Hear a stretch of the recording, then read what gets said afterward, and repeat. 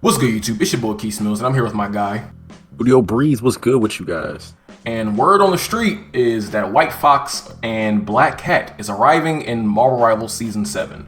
Now, we've taken the liberty of concocting our own little kit prediction list, and when they are revealed, perhaps we'll make a video comparing our kits and see how they line up with NetEase's. NetEase hire us if you want to. I'll let your boy Guang Guang. You know what I'm saying? So I will be taking over the kit for White Fox. She's going to be a dive support with 250 health. Nice. Okay, we got Black Cat over here. Your boy Breeze got her as a dive DPS, mainly brawl.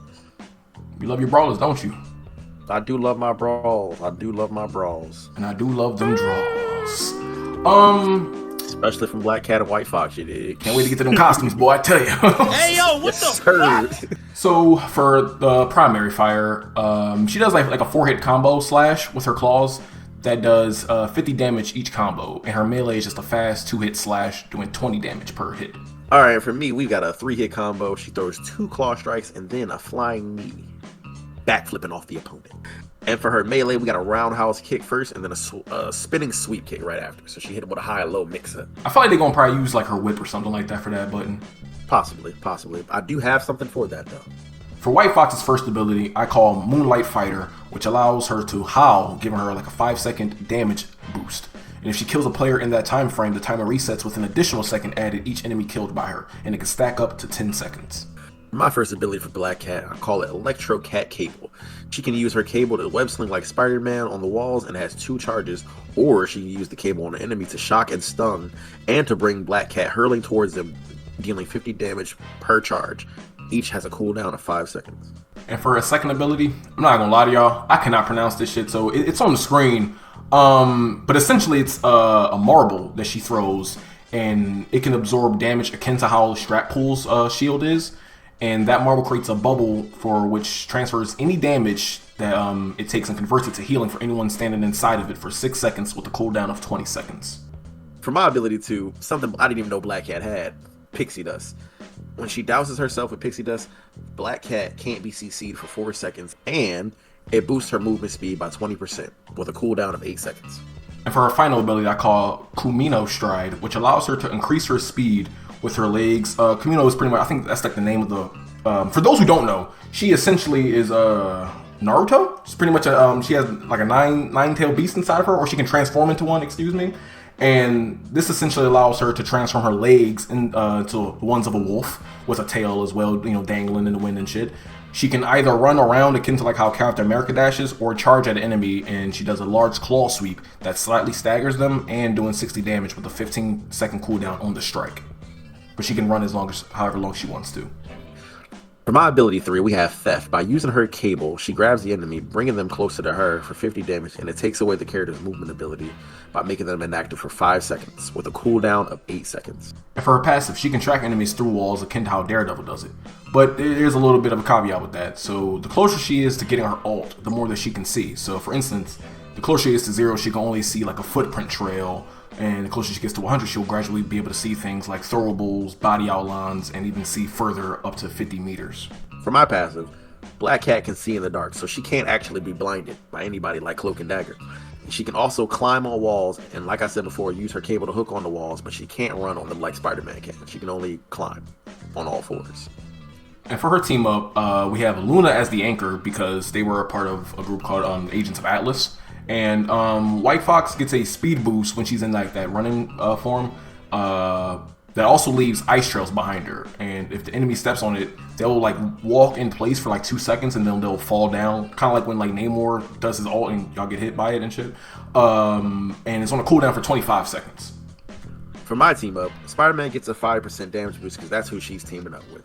Spider-Man gives her a web bomb, a chargeable bomb that once detonated, it explodes doing 40 damage to all in the radius, stunning them for 1 second, and slowing them down by 20% for 3 seconds after the cooldown, with 2 charges. Once both are used, a cooldown is started of 30 seconds. And for her ultimate, I call Kumino Unleashed, which allows White Fox to completely transform into a wolf. Kind of like I compared it to like how Atreus in God of War transforms into a bear. And in this form, her movement and attack speed is increased. And upon activation, friendlies will hear just a large, loud howl, like how the wolf skin that Cap has, and the enemies will hear a large growl instead.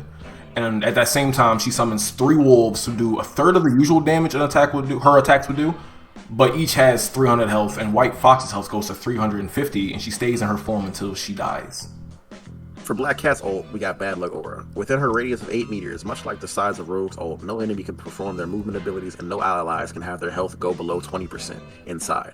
It increases her damage by 20% and her movement speed as well. It lasts 7 seconds.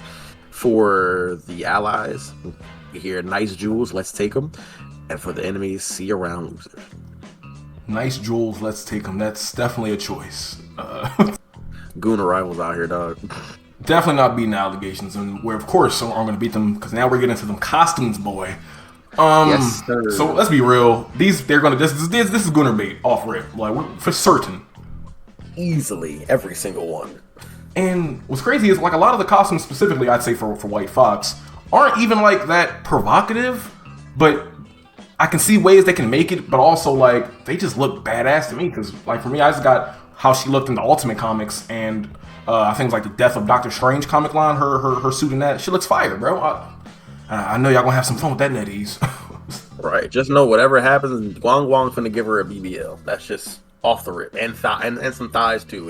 It's gonna happen. The jiggle physics. That's where all the money's going to. All the hard tax-paying money that we're spending on Marvel Rivals is going to the jiggle physics.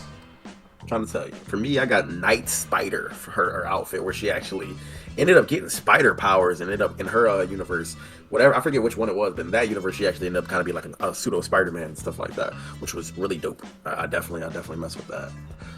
We got Iron Cat, another one, her getting a little iron suit.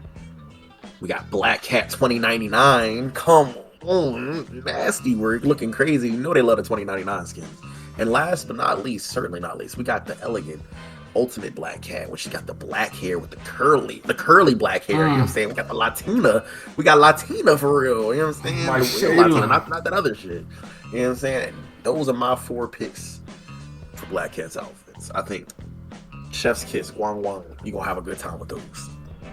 Now, of course, this is all we just having fun, all speculation here. It'd be real salty if we end up getting like Ghost Rider or some crazy shit for season 7. But this is definitely what all the leaks and the story behind Marvel Rivals is pointing to. Overall, how do you feel about these 2 characters coming in? Because I remember we were a little bit reserved before we started making the kits, but I feel like we're a little more excited now. Oh yeah, for sure, definitely.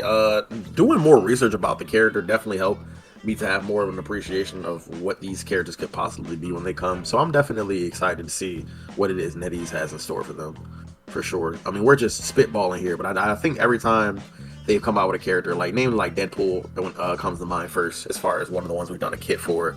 I'm not mad, or just speculated at all. I'm not mad at what they actually ended up creating for us. So whatever it is, I think it's going to be fun to play. I think I might gravitate more towards White Fox if she's actually going to be a strategist, because that's just my bag. That's me.